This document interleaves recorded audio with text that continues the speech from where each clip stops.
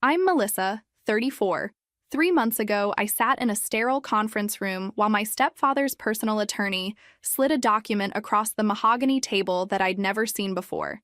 I had spent 12 years caring for my mother, 5 years helping with her debilitating arthritis, 7 years during her battle with cancer, $87,000 of my father's inheritance invested into making the house accessible. Robert looked directly into my eyes and screamed, "You have no right to anything!" when I questioned why my childhood home was listed as his exclusive property. I didn't scream. I didn't break down. I simply stood up, grabbed my purse, and walked out. What he didn't know was that I had something that would change everything. Where are you watching from today?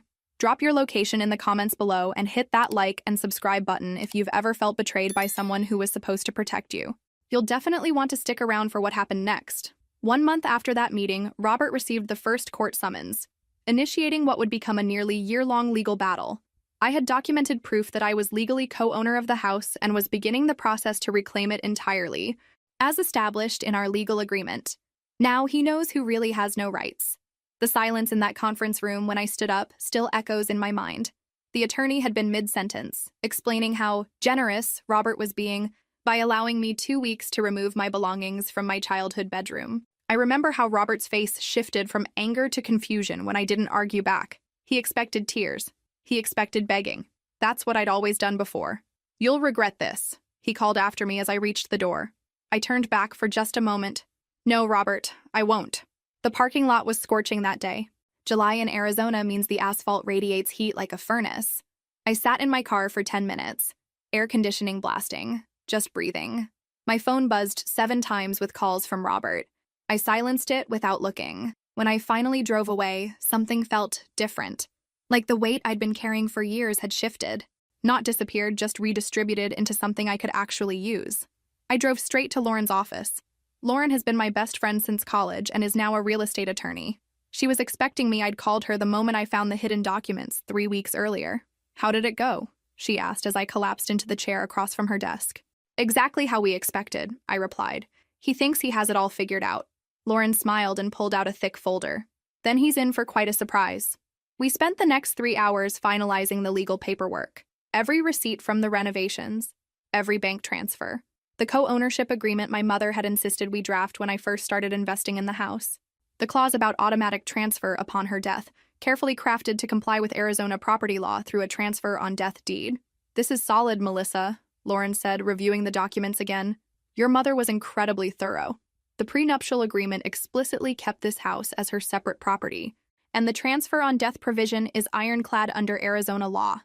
"She knew Robert better than anyone," I said quietly. "She was protecting me the only way she could." Mom had been diagnosed with stage 3 breast cancer shortly after her arthritis began limiting her mobility. The treatments were brutal. While Robert attended exactly 3 doctor appointments in 7 years, I was there for every infusion, every scan, every tearful night. I remember the day we signed the co-ownership papers. Mom was having a good day. Her hair was growing back during a treatment break, and she had enough energy to sit at the kitchen table for several hours. "This house will be yours someday, Melissa," she'd said, her hand shaking slightly as she signed. "I'm making sure of it legally. Every dollar you invest is part of your early inheritance." Robert had been on a golf trip that weekend. He never knew about our agreement. The day I filed the legal paperwork was exactly 1 month after that horrible meeting. The process server delivered the court summons to Robert while he was hosting a poker game with his friends. Lauren's colleague who served the papers said his face turned purple with rage. That night, for the first time since Mom died, I slept through the entire night without waking up crying. This was just the beginning. The family history. Since my father died when I was 15, our family dynamics changed drastically. Mom married Robert just 2 years later, when I was 17. The grief was still raw when he moved into our house with his designer suits and booming voice. Robert already had a son, Tyler, from his previous marriage. Tyler was 24 when our parents married, finishing up college. While I was constantly reminded to save for college and be responsible, Tyler received everything he wanted, despite being an adult. Mom financed his MBA, helped with the down payment on his first apartment. There was always extra money for his emergencies. I never understood why. "He's building his career," Mom would say, rubbing her increasingly painful hands. "He needs more support right now." For 17 years of their marriage, I watched Robert manipulate my mother into favoring Tyler with every decision. I stayed quiet. I stayed present, especially when the cancer diagnosis came. My childhood home had always been my sanctuary. Dad built the treehouse in the backyard when I was 7, spending every weekend for a month getting it perfect. He planted the rose garden that bloomed beneath my bedroom window, filling my room with fragrance every spring. After he died, that house was all I had left of him. When Mom's arthritis started getting bad, I was 22 and just finishing college. I moved back home instead of taking the job offer in Seattle. I converted the dining room into a bedroom for her so she wouldn't have to climb stairs. Robert complained about losing the formal dining room where he'd hosted his important business dinners. He never once helped her up or down the stairs. I was working as a junior software developer then, making $42,000 a year. Not enough to move out and maintain my own place while helping Mom, but enough to contribute to household expenses. The first time I came home to find Mom fallen in the bathroom, unable to get up for 3 hours because Robert was golfing and had silenced his phone, something in me hardened.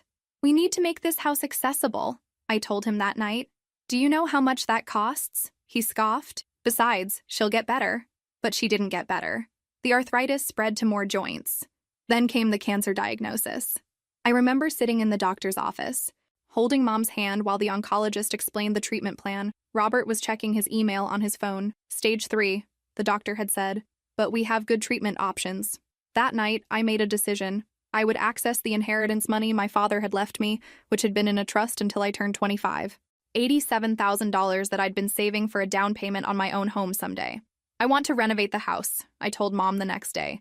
"Make it fully accessible for you. Convert the living room into a main floor primary suite. Add ramps, support bars, widen doorways." Mom's eyes filled with tears. "That's your future home money." "Honey, this is my home," I said simply. "And you're my future." Robert argued, of course. Said it would ruin the property value.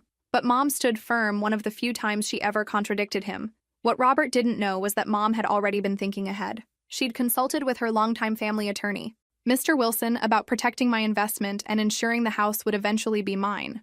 "If you're putting your inheritance into this house," she told me after Robert stormed out, "then you should own part of it. Legally. We'll draw up an agreement that even Robert can't break." I later learned that Mom had already been worried about Robert's financial situation. She'd found credit card statements showing massive gambling debts hidden in a drawer. That's why she had insisted on a detailed prenuptial agreement before they married, keeping the house she'd inherited from her parents as separate property that wouldn't be considered marital property under Arizona law. That was the beginning of our secret plan, one that would eventually change everything. Years of dedication. During the last 7 years of my mother's life, I was the one who took her to every chemo session, every doctor's appointment, every scan. This came after I'd already spent 5 years helping her manage debilitating arthritis that began affecting her mobility even before the cancer diagnosis. I adjusted my work schedule, declined promotions that would require travel, eventually negotiated a fully remote position as a software developer so I could be with her full-time. My career growth stalled. My social life disappeared. Dating became impossible. I didn't complain once. Thankfully, my father had left a substantial life insurance policy when he passed away, which I could only access when I turned 25. I used that money, $87,000, to renovate the lower floor of the house, transforming the living room into an accessible bedroom for Mom, installing ramps and support bars, purchasing a hospital bed. Everything was carefully documented with receipts and contracts.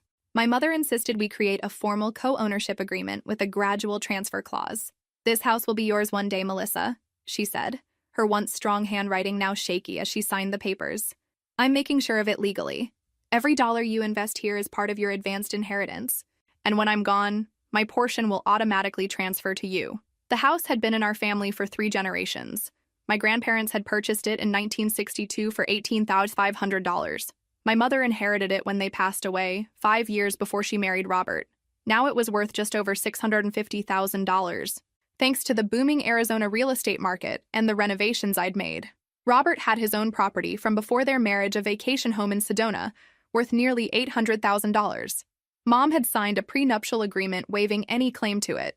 The same prenup explicitly stated that Mom's family home would remain her separate property, not subject to division as marital property. She had been careful to never add Robert's name to the deed. "Property is security," my mother had told me once during one of our late-night talks while pain kept her awake. Never forget that.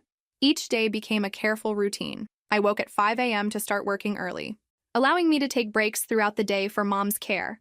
Medication at 6 a.m., 12 p.m., 6 p.m., and 10 p.m. Physical therapy exercises twice daily.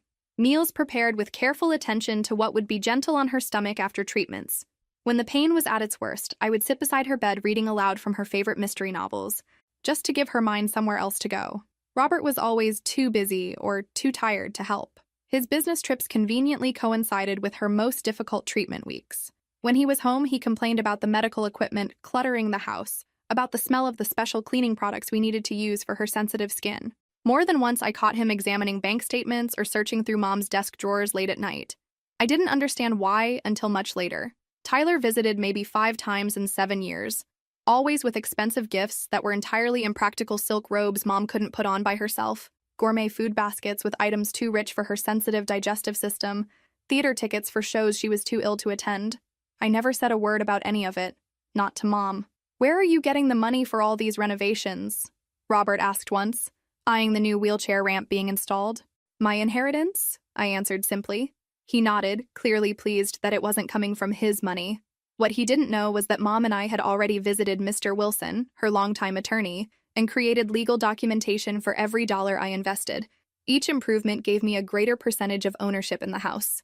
By the time Mom entered hospice care, I legally owned 43% of the property, with her portion set to transfer automatically upon her death, according to our agreement, and the transfer on death deed we had properly filed with Maricopa County. "I'm so sorry to burden you like this," Mom whispered one night. As I adjusted her pain medication, I took her fragile hand in mine. "You've never been a burden. Not once." It was the truth. Exhausting as those years were, I never regretted a single moment of caring for her. What I did regret was not standing up to Robert more firmly, not confronting the obvious favoritism toward Tyler, not demanding the respect my contributions deserved. I didn't know then that I would soon have the chance to correct all of those regrets. The betrayal. When my mother passed away 4 months ago, I was devastated but comforted by our conversations and agreements. We had prepared for this moment as much as anyone could. I knew exactly what she wanted for me to have the house, for her jewelry to go to my cousin Sarah, for her art collection to be donated to the local community college where she had taught literature for 20 years. The week after the funeral, which I organized and paid for entirely, Robert began acting strangely. He asked me to clear out my childhood bedroom, saying he needed to assess the property. Tyler suddenly appeared after his rare visits during Mom's illness, and the two spent hours locked in the home office. I noticed Robert taking frequent calls in his car, speaking in hushed tones. Once I overheard him mention overdue payments and final notice. His behavior made me increasingly suspicious. I needed to travel for 3 days for an unavoidable work conference the first time I'd been away from the house in months. Before leaving, I installed small security cameras in the common areas of the house, a precaution that would prove invaluable. When I returned, I noticed several documents in my mother's office had been rifled through. The footage from my hidden cameras showed Robert searching frantically through filing cabinets at 2 a.m., cursing under his breath about missing papers. That's when I found it. Hidden among seemingly unimportant papers was a copy of a property transfer dated just 3 weeks prior, when Mom was already under palliative care and heavy pain medication. Her signature was unrecognizable, trembling and faint. The house had been transferred exclusively to Robert, with a clause benefiting Tyler after his death. I didn't just take a photo, I carefully removed the document and placed it in a secure location, replacing it with an identical-looking folder containing blank papers. The security footage had shown Robert repeatedly checking this folder, confirming its importance. My hands shook as I stared at the document. The date April 12th was a day I remembered clearly. Mom had been so heavily medicated that she couldn't even recognize me. She certainly wasn't capable of understanding legal documents. That night, I couldn't sleep. The betrayal cut deeper than I could have imagined. Not just Robert's betrayal that I had expected, but the systematic way he had planned this, waiting until Mom was at her most vulnerable.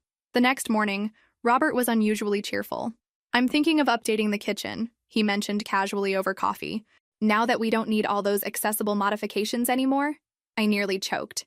"We just lost Mom and you're already planning renovations?" He shrugged. "Life goes on, Melissa, and this place could use some updates if we ever decide to sell." Sell. The word hit me like a physical blow. "This is my home," I said quietly. Robert's expression hardened. "This is my house. Your mother and I were married for 17 years. I've invested over $87,000 in renovations," I countered. "Mom and I had an agreement." He laughed. Actually laughed. "Whatever arrangement you think you had with her doesn't matter now. Everything goes to the spouse. That's how marriage works." I went through the motions that day, numb with shock. When Robert left for his golf game, I searched the office more thoroughly. All copies of our co-ownership agreement were gone, the folder containing my renovation receipts missing. Even the business card for Mr. Shi Wilson, Mom's longtime attorney, had vanished from the corkboard where it had been pinned for years. I called Mr. Wilson's office immediately, only to be told he was on an extended vacation in Europe. His assistant seemed confused when I mentioned my mother, saying that according to their records, my mother had transferred her legal matters to another firm several months ago. That was impossible. Mom had been too ill to even leave the house for the past 6 months. Something was very wrong. I drove to the Maricopa County Recorder's office that afternoon. The property transfer was officially recorded. According to their records, my mother had appeared in person to sign the documents. Was there a witness? I asked the clerk. She checked the record. Yes. A notary was present. Everything appears to be in order. I felt sick. My home, the home where I'd grown up, where I'd cared for my mother, where I'd invested my inheritance, had been stolen from under me through forged documents. When I returned home, Robert's car was in the driveway, along with an unfamiliar luxury SUV. I entered quietly through the side door and heard voices from the kitchen. We should be able to list it next month, Robert was saying. The market's hot right now. What about Melissa? Tyler's voice. What about her?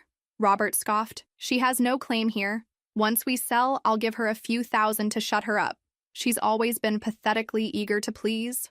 I backed away silently, my mind racing. They were already planning to sell my home. As I retreated to my car, I noticed something I hadn't seen before.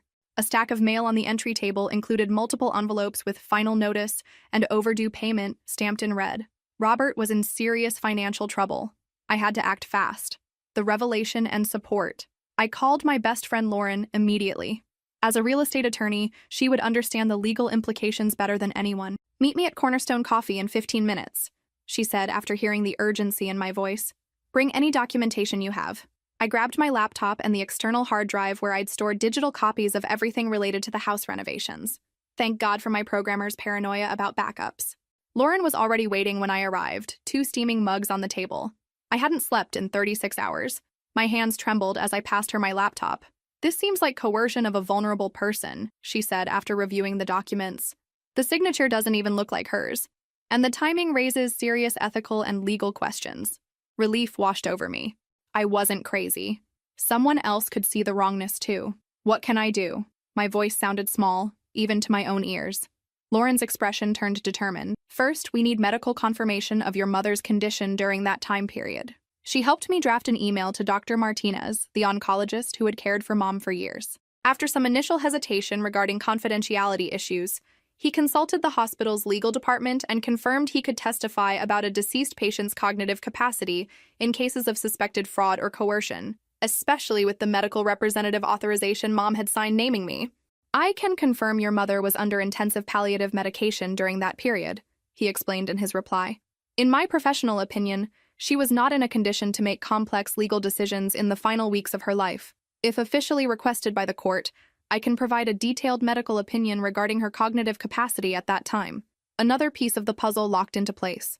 The next day, Martha, the home health nurse who had helped with Mom's care in the final months, contacted me after hearing about the situation from Dr. Martinez's office. Your mother was worried something like this might happen, she revealed. 2 weeks before she passed, during a day of greater lucidity, she asked me to help her secure some important documents. Martha took me to a secret compartment at the back of Mom's closet, which they had created specifically for this purpose. She explained that she had been waiting to tell me about it, following Mom's explicit instructions to wait at least 1 month after her death before revealing it. She was worried that Robert would be watching you closely right after she passed, Martha explained. She wanted to give you time to grieve before facing this battle. There I found Mom's journal and a folder of crucial documents, including a copy of the official will dated 5 years earlier, long before the suspicious transfer, prepared by Mr. Wilson. Our formal co-ownership agreement, detailing how my investments constituted a gradual purchase of the property, with the specific clause stating I would become full owner automatically after her death. All receipts and proof of payments I had made for renovations and adaptations. A letter to Mr. Wilson explaining her intentions. Melissa sacrificed so much for me and for this house. Robert has his own property from before our marriage, and Tyler will receive my investments and insurance policies. The house belongs to my daughter, who transformed it into a home of care and love. Most importantly, a proper transfer on death deed, correctly filed with the county 2 years earlier, legally transferring her portion of the house to me upon her death. I sat on the closet floor, clutching these papers, tears streaming down my face. My mother had protected me one last time. She made me promise not to reveal this hiding place until after she was gone. And only to you, Martha said softly. She was very clear about that. She also told me to wait at least a month, to give Robert time to show his true intentions. I contacted Mr. Wilson that same day. He explained he had been trying to reach me since Mom's passing, but Robert had informed his office that I was emotionally unstable and traveling indefinitely, blocking his communication attempts. I was quite concerned, he said, because I knew your mother had very specific plans for her estate succession. When I explained about the property transfer document, his shock was palpable even over the phone. That's impossible, he said firmly. Your mother and I reviewed her will just 5 months ago. During a brief improvement in her condition, she was absolutely clear about her intentions regarding the house. But the transfer document exists, I said. It's been filed with the county. Then it's fraudulent, he stated flatly. I would stake my professional reputation on it. The signature of the notary should be investigated as well. For the first time since finding that document, I felt a spark of hope. I wasn't alone in this fight. I had evidence, witnesses, and now professional allies who believed me. What's our next step? I asked Lauren and Mr. Wilson during our conference call that evening. We build a case, Lauren said, and we move quickly before Robert can sell the property. Mr. Wilson agreed. I can file for an emergency injunction to prevent any sale or further transfer while the case is pending. And will you take the case on contingency? I asked hesitantly, knowing legal fees could quickly become overwhelming. Lauren and Mr. Wilson exchanged glances. Given the strength of your documentation and the clear evidence of fraud, yes, Lauren said. We'll take it on contingency. The legal owner of a $650,000 property can certainly pay us when this is resolved. That night, I finally slept soundly, Mom's journal under my pillow, her last words of love and protection surrounding me like a shield. The fight had just begun, but for the first time, I believed I could win. The crucial discovery. Martha's revelation about the hidden documents changed everything. With renewed determination, I met with Lauren and Mr. Wilson at his office the next day to review all the evidence. The co-ownership agreement alone establishes your legal right to at least 43% of the property, Mr. Wilson explained, adjusting his reading glasses. But with the automatic transfer clause upon your mother's death and the transfer on death deed, you have claim to the entire house. Lauren nodded. And the timing of this supposed new property transfer is highly suspicious. April 12th, you said? I confirmed the date, my stomach tightening at the memory. Mom was completely non-responsive that day. She couldn't even hold a spoon, let alone a pen. Mr. Wilson made a note. Dr. Martinez's medical testimony will be crucial here. As we strategized, Mr. Wilson's assistant interrupted with an urgent call. When he returned to the conference room, his expression had changed. That was Judge Carlton's clerk. Robert has filed for an emergency eviction order against you, claiming you're trespassing on his property. My heart sank. Can he do that? He can try, Lauren said grimly. But we're filing our own emergency injunction today. This actually works in our favor. It brings the case before a judge immediately. The hearing was set for the following Monday, just 3 days away. I spent the weekend gathering every piece of evidence I could find. Mom's journal entries about our agreement, photos documenting the renovation process, bank statements showing the transfers from my account. I also gathered the security camera footage showing Robert searching through Mom's files late at night and discussing selling the house just weeks after her death. Martha provided a sworn affidavit about Mom's condition in the final weeks and the creation of the secret document hiding place. Dr. Martinez sent his medical opinion regarding Mom's cognitive capacity on the date of the alleged property transfer. I hadn't returned to the house since discovering the secret documents. Robert had changed the locks, but I had taken my most important possessions and was staying with Lauren. Monday morning arrived with a knot of anxiety in my stomach. I dressed carefully in a simple navy dress and low heels, the outfit I'd worn to my college graduation, the last happy day before Mom's health began deteriorating. The courthouse was intimidating. Marble floors, high ceilings, the weight of legal authority pressing down from every angle. Robert and his attorney arrived minutes before the hearing, looking confident. Robert didn't even glance in my direction. Judge Carlton, a stern-looking woman in her 60s, reviewed both filings with careful attention. I see 2 emergency motions before me, she began, one for eviction, one for injunction against property transfer. Before I rule on either, I need to understand the ownership situation more clearly. Robert's attorney stepped forward. Your Honor, the situation is simple. The property belongs solely to my client as the surviving spouse. The deed was transferred to him on April 12th of this year, with Mrs. Henderson's full knowledge and consent.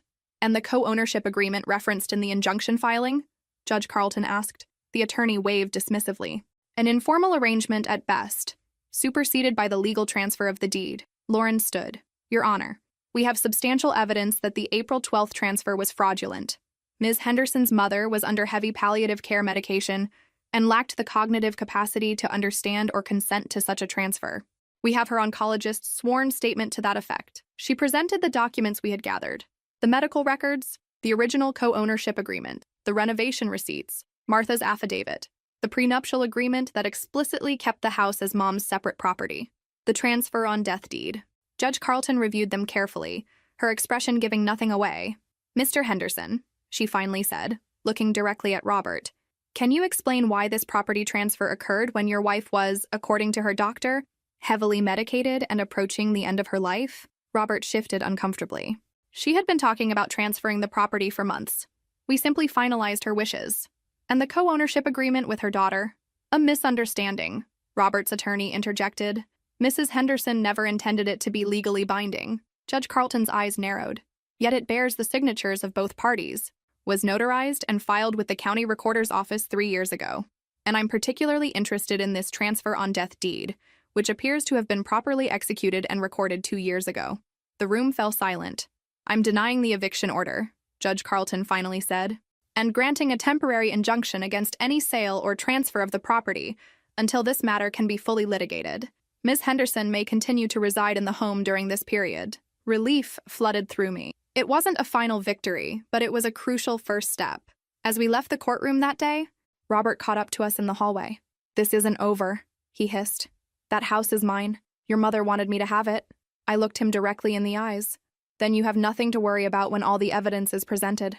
His face flushed with anger, but for the first time in our 17-year relationship, I didn't flinch.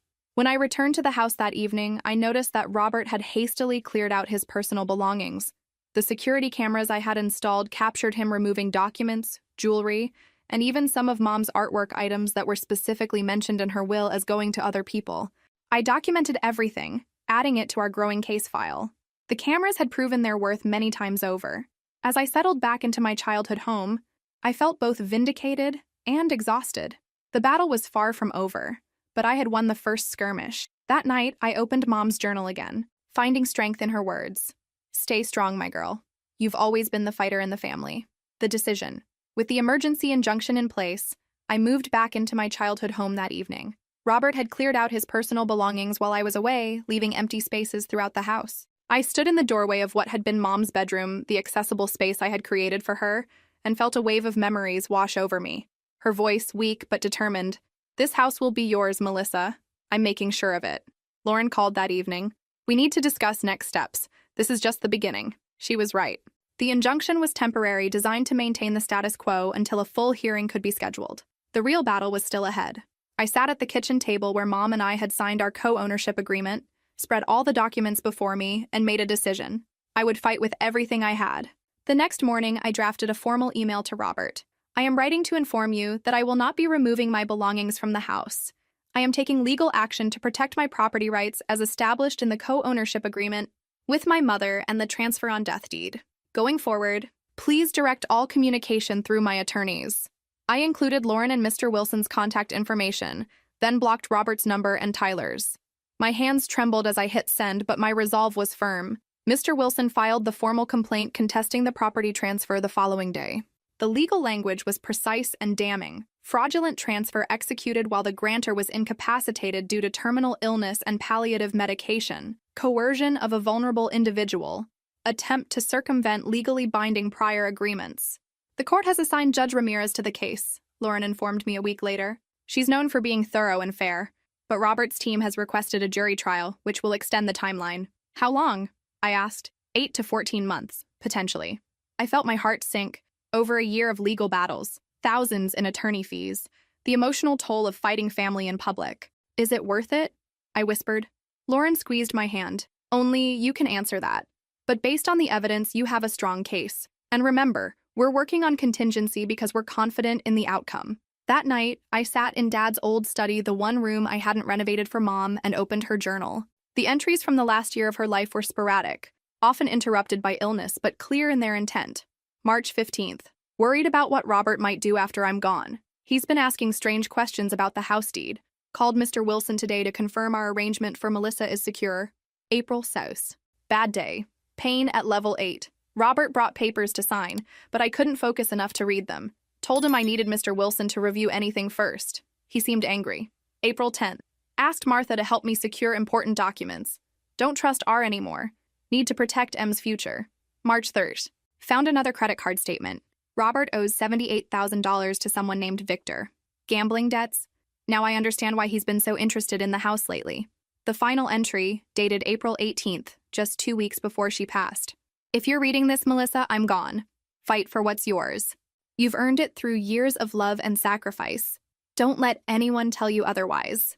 Remember what Dad always said, Hendersons don't back down when they're in the right. Tears blurred my vision, but my decision crystallized. I would honor her wishes. I would fight.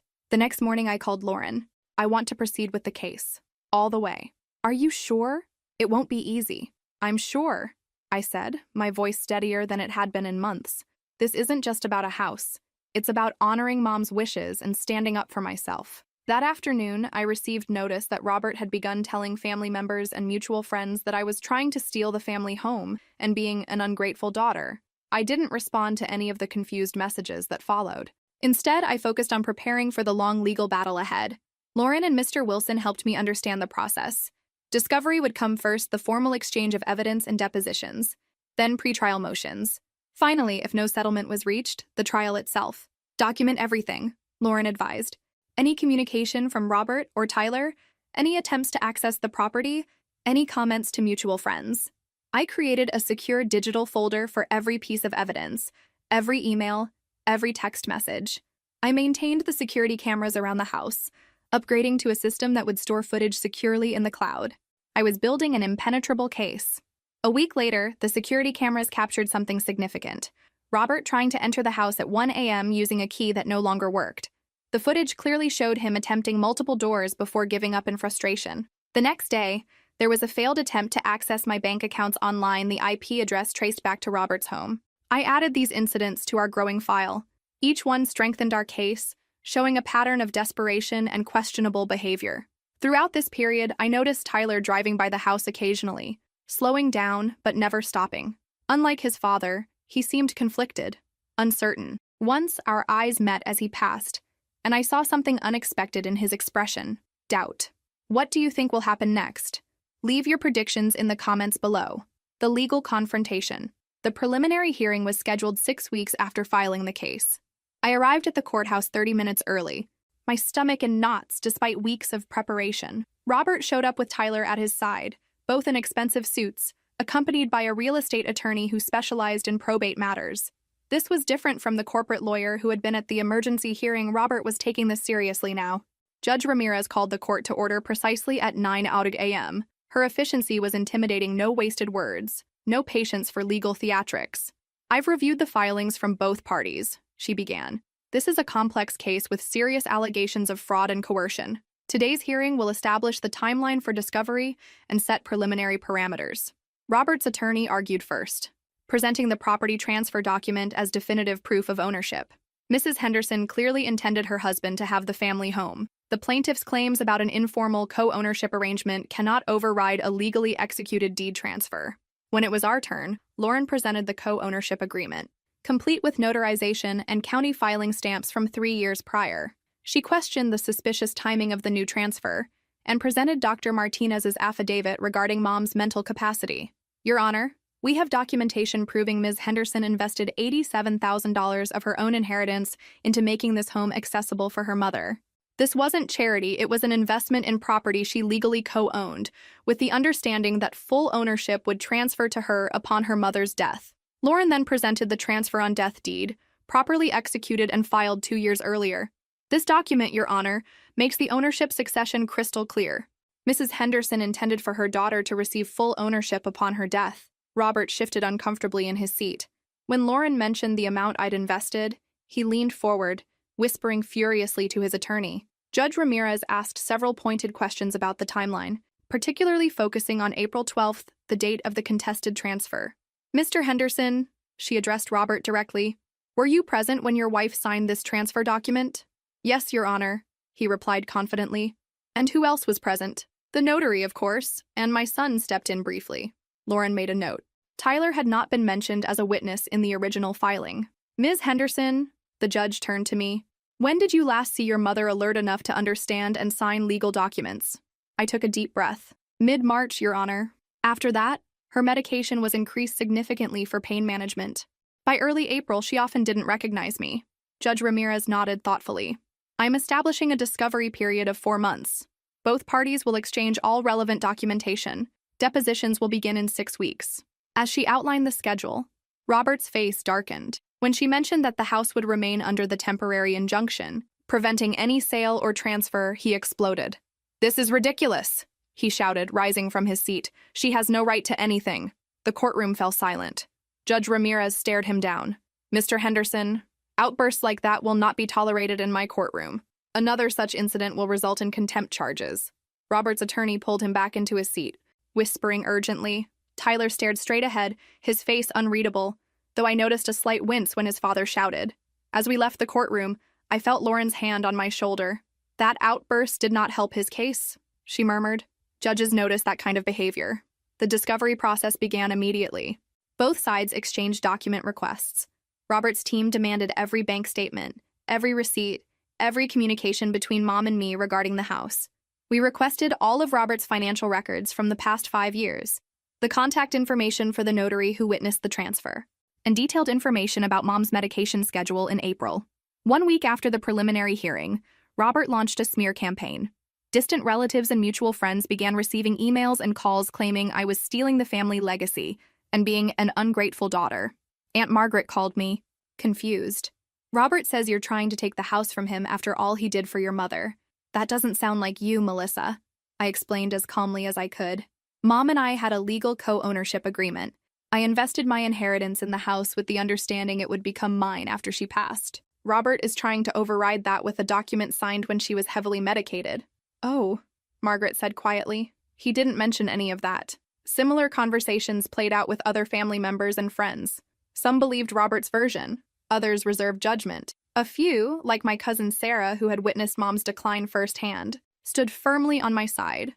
The stress was overwhelming. I lost weight. Sleep became elusive. Work deadlines blurred together as I tried to balance my career with the demands of the lawsuit.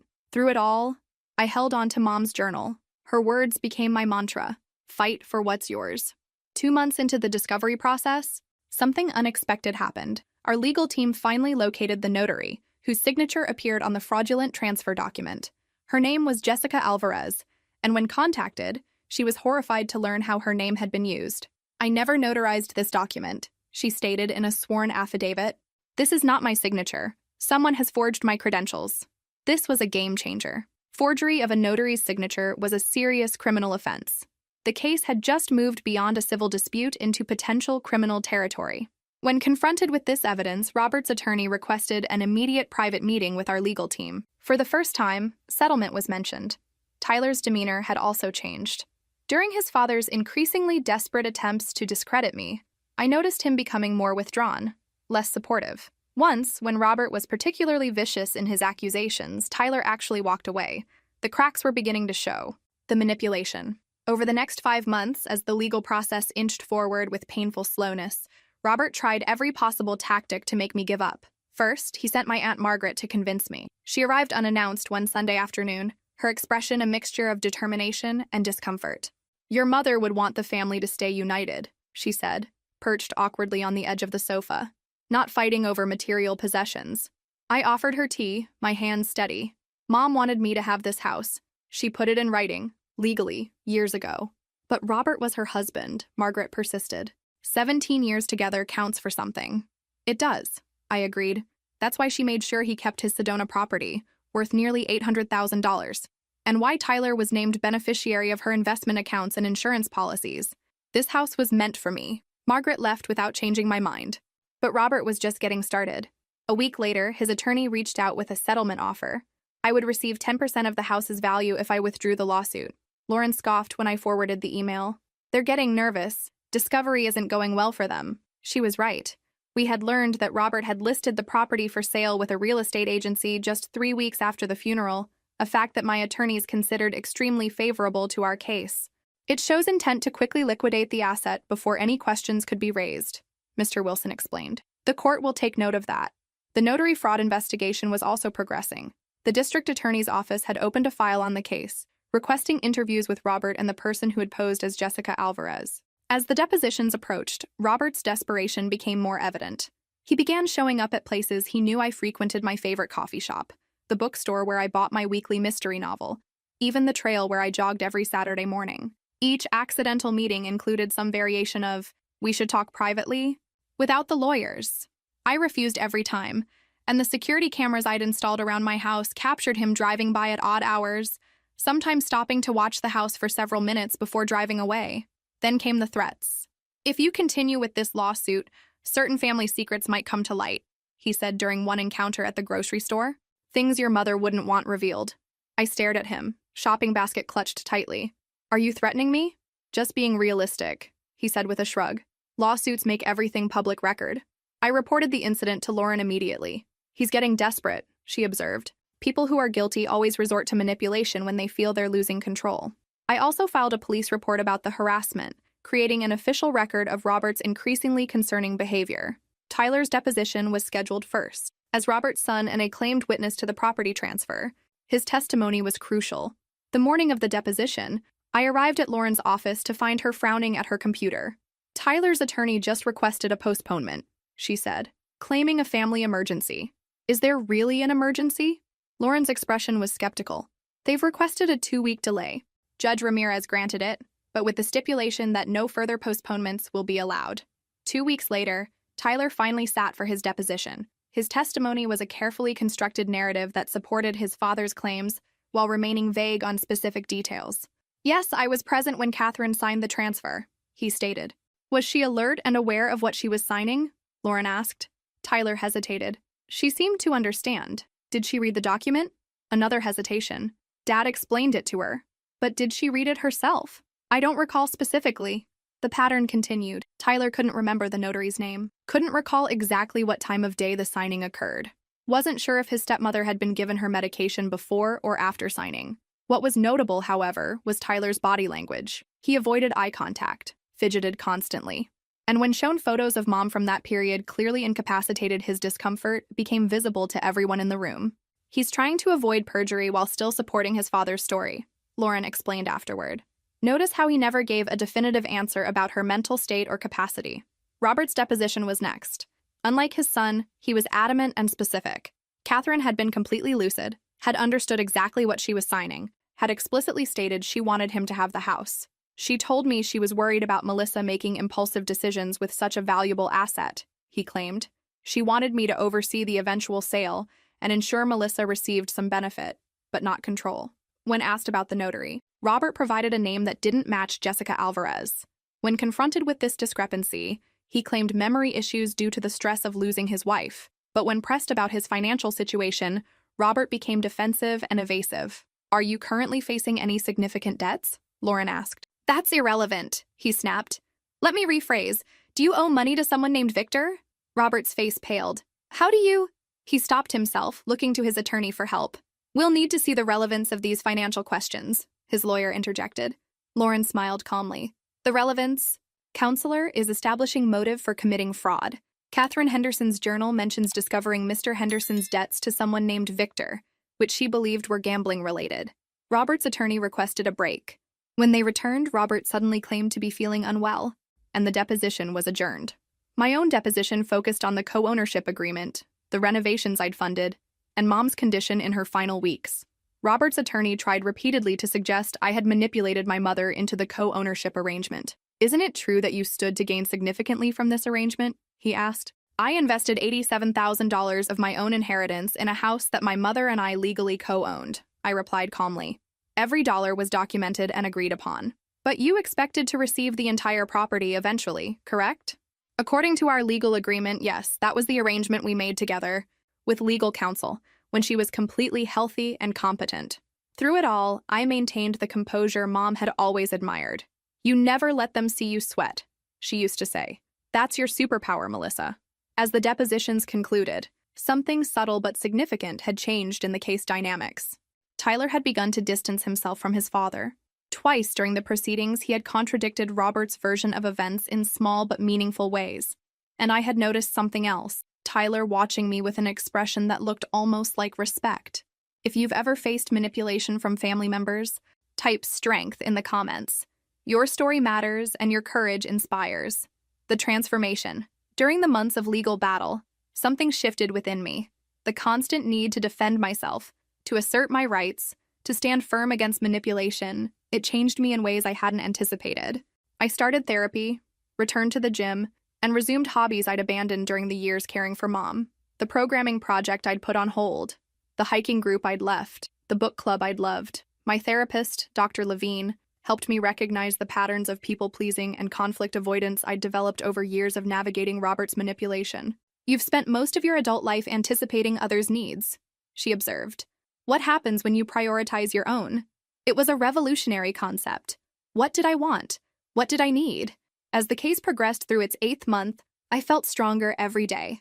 My voice, once hesitant in confrontations, grew steady. My boundaries, once permeable, became solid. The transformation wasn't just internal. I cut my waist-length hair to a confident shoulder-length style, replaced my muted wardrobe with colors that made me feel powerful, started speaking up in work meetings instead of deferring to louder voices. My team lead noticed the change. "Whatever you're doing, keep it up," she said after I successfully presented a major project proposal. "You're finally taking up the space you deserve." The legal case continued its slow progression.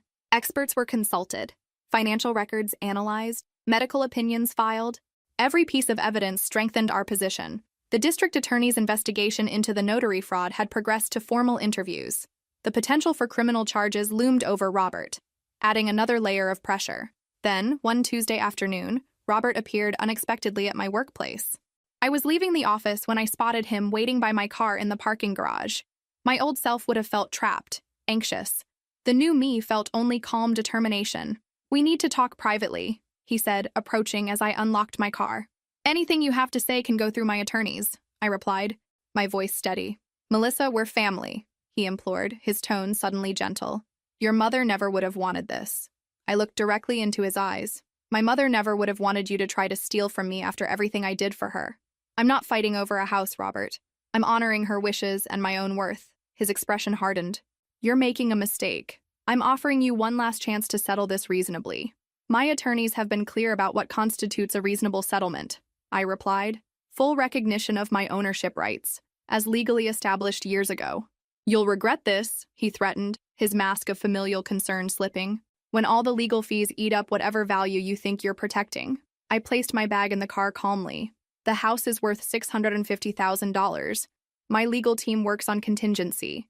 Even if this takes another year, the math works in my favor." For the first time in our 17-year relationship, I saw Robert speechless. The man who had always had an angle, always known how to pressure or manipulate, stared at me like I was a stranger. In many ways, I was. "See you in court," I said, closing my car door. The expression of shock on his face as he realized he could no longer manipulate me was worth every penny of the legal costs. 2 days later, Tyler called. We hadn't spoken directly since before Mom's death. "Dad's losing it," he said without preamble. "He's obsessed with this case." "That's not my problem," I replied. "Look, I know you and I were never close, but—" He hesitated. "Some things aren't adding up for me." I waited, saying nothing. "Did you really invest that much in the house? $87,000? "Every penny documented," I confirmed, plus countless hours of unpaid care for Mom. There was a long silence. "I didn't know," he finally said, "about the extent of her illness, about how much you did. Dad always said she was doing fine whenever I asked." "She wasn't fine," I said simply. "She was dying, painfully, slowly, while I rearranged my entire life to care for her." Another silence. "I should have visited more." "Yes," I agreed. "You should have." The conversation ended awkwardly, but something had shifted. Tyler hadn't apologized exactly, but he'd acknowledged a truth he'd previously ignored. A week later, Dr. Martinez called. The court had officially requested his expert testimony regarding Mom's cognitive capacity in her final weeks. "I've submitted my full medical opinion," he told me, including details about the specific medications she was taking on April 12th and their documented effects on cognitive function and decision-making capacity. Lauren called the next day. her voice animated with excitement. Martinez's testimony is damning for their case. He stated unequivocally that your mother lacked the capacity to understand or consent to property transfers during that period. The case was moving steadily in our direction. Robert's attempts to discredit the co-ownership agreement had failed under expert legal review. The suspicious circumstances of the property transfer were increasingly apparent. As month 9 of the legal battle approached, I received an unexpected email from Robert's attorney proposing a new settlement. I would receive 75% ownership of the house, with Robert maintaining 25%. They're getting desperate, Lauren observed. But we're still holding firm for 100% per the original agreement. I agreed. We had come too far to compromise now. That weekend, I repainted Mom's bedroom, the accessible space I had created for her, on the ground floor. The medical equipment was gone now. The hospital bed donated to a family in need. I transformed it into a bright home office, with her favorite watercolor landscapes on the walls. For the first time since her death, I felt her presence as a comfort rather than a wound. You're doing exactly what I raised you to do, I could almost hear her say, standing your ground with grace. The unexpected turn. In the 10th month of the legal process, something unexpected happened. Tyler contacted me, asking to meet for coffee, alone, without Robert's knowledge. I agreed with caution, choosing a cafe in a part of town Robert never visited. Tyler arrived looking nervous, avoiding eye contact, fidgeting with his watch, a $6,000 Breitling I recognized as a gift from my mother on his 30th birthday. I found something you should see, he said, sliding a manila envelope across the table. Inside were printed emails between Robert and the attorney who had conducted the succession meeting, a personal friend of Robert's, not an independent professional. The emails explicitly discussed how to work around the co-ownership agreement and ensure the house stays only with blood family. I stared at the papers, then at Tyler. Why are you showing me this? He sighed deeply, finally meeting my eyes. Because my father betrayed me too. He explained that he had discovered Robert had sold the investments that should have come to him according to Mom's original will. Robert had gained access because Mom had added him as a co-signer to simplify financial management during her illness. Mom tried to remove him as co-signer in the final months, Tyler said, but her condition deteriorated too quickly before she could complete the process. Robert had used the money to pay off gambling debts Tyler hadn't even known existed. When I confronted him, he said I should be grateful for what I'd already received in life. Tyler looked genuinely remorseful. I realized he's manipulated all of us, including your mother. I'll testify about these emails if it helps your case. I studied him carefully. The entitled stepbrother who had received every advantage while I struggled now looked defeated, almost humble. Why didn't you visit her more? I asked, the question that had burned in me for years. Tyler's eyes dropped. Dad always said she was doing better, that too many visitors tired her out. When I did visit and saw how bad things really were, I couldn't handle it. It was easier to believe his version. I understood then that Tyler had been a victim of Robert's manipulation too, just in a different way. While I had been controlled through criticism and dismissal, Tyler had been controlled through false praise and entitlement. These emails, I said, tapping the envelope, they're dated before Mom died. Tyler nodded. Robert was planning this for months. He knew exactly what he was doing.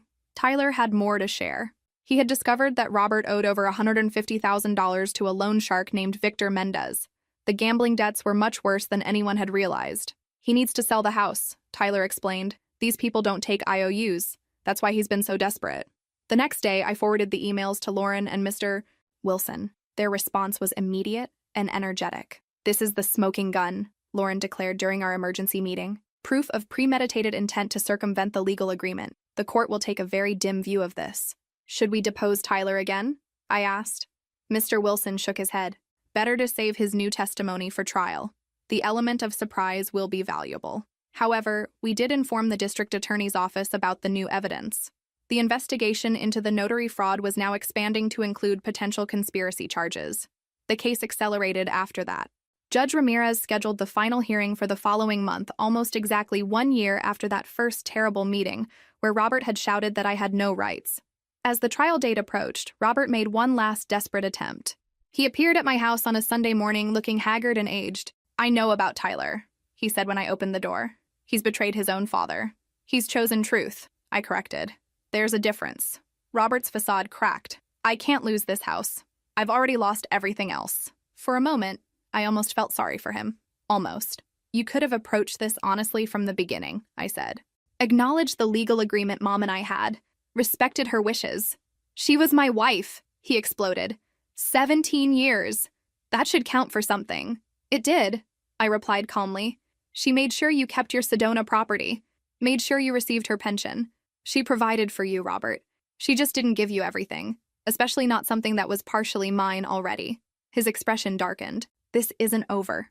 But we both knew it was. The security cameras captured the entire exchange, adding one more piece to our overwhelming case. 3 days before the trial, Robert's attorney contacted Lauren with a new settlement offer. Full recognition of my ownership rights in exchange for a small cash payment to Robert, $25,000, ostensibly for improvements he had made to the property. Lauren and I discussed it briefly. We could counter with $10,000 and end this now, she suggested. Save the stress of trial? I considered it, tempted by the prospect of immediate resolution. Then I remembered the months of manipulation, the forged document, the attempt to steal what my mother had explicitly wanted me to have. No, I decided. I want the judge's ruling on record. I want the fraudulent transfer formally invalidated. I want this concluded properly and completely. Lauren smiled. I was hoping you'd say that. Justice served. The final trial took place 11 months after that first horrible meeting. The courtroom was more crowded than previous hearings. Various family members had come to witness the conclusion of a case that had divided our extended family. The evidence presented was substantial. The documented co-ownership agreement with automatic transfer clause. The authenticated copy of Mom's original will with Mr. Wilson. The transfer on death deed properly filed 2 years before Mom's death. Dr. Martinez's medical opinion on Mom's compromised cognitive capacity. Martha's testimony about the hidden document cache. The incriminating emails provided by Tyler, proof that Robert had listed the house for sale immediately after the funeral security camera footage, showing Robert attempting to enter the house unlawfully. The notary's affidavit confirming her signature had been forged. Tyler testified last, confirming the authenticity of the emails and describing how Robert had planned to circumvent the co-ownership agreement months before Mom's death. He also testified about Robert's gambling debts and how he had liquidated assets intended for Tyler to pay those debts. Robert's face grew increasingly pale as his son testified against him. His attorney made half-hearted objections that Judge Ramirez consistently overruled. After 2 days of testimony, the judge delivered her ruling with clear, unwavering certainty. The co-ownership agreement between Catherine Henderson and Melissa Henderson is valid and legally binding, per the specific clause contained therein, and reinforced by the properly executed transfer on death deed. Catherine Henderson's portion of the property automatically transferred to Melissa Henderson upon her death, making her the sole owner. The April 12th property transfer is invalidated due to proven incapacity and coercion. The original will is recognized as the true expression of Catherine Henderson's intentions. Furthermore, Mr. Henderson is ordered to reimburse all legal costs and restitute any assets he improperly liquidated from Mrs. Henderson's estate. Judge Ramirez also noted that she was referring the case to the district attorney's office for potential criminal charges related to the forged notary signature. As we left the courtroom that day, I felt no triumph or vengeance, only peace and validation. The house where I grew up, where I had cared for my mother, where we had built memories together, was secure again. Robert didn't look at me as he left the courthouse. Tyler hesitated in the hallway, then approached cautiously. "I'm sorry," he said simply. "For everything." I nodded, not quite ready to forgive completely, but acknowledging his role in the final justice. "She would have been proud of you," he added awkwardly, "the way you fought for what she wanted." Today, 18 months after the court decision, I've transformed part of the house into a small support center for family caregivers, offering resources and a rest space for people who sacrifice so much for their loved ones as I did. Tyler and I maintain a cautious but cordial relationship, both victims, in different ways, of Robert's manipulation. Robert moved to another state after facing additional investigations for fraud and forgery. Last I heard, he had to sell his Sedona property to pay his legal fees and gambling debts. What I learned through this journey is that setting boundaries isn't selfishness, it's self-preservation. That your voice and your rights matter even when family members try to convince you otherwise. That sometimes the true inheritance from someone you love isn't a property, but the strength you find to stand up for what is right and honor their true intentions. If this story resonated with you, please share it with someone who might be facing a similar battle. Sometimes all we need is to know we're not alone, and that justice, though slow, is possible. Where are you watching from today? Let me know in the comments below, and don't forget to like and subscribe if you want to hear more stories about standing up for yourself against all odds.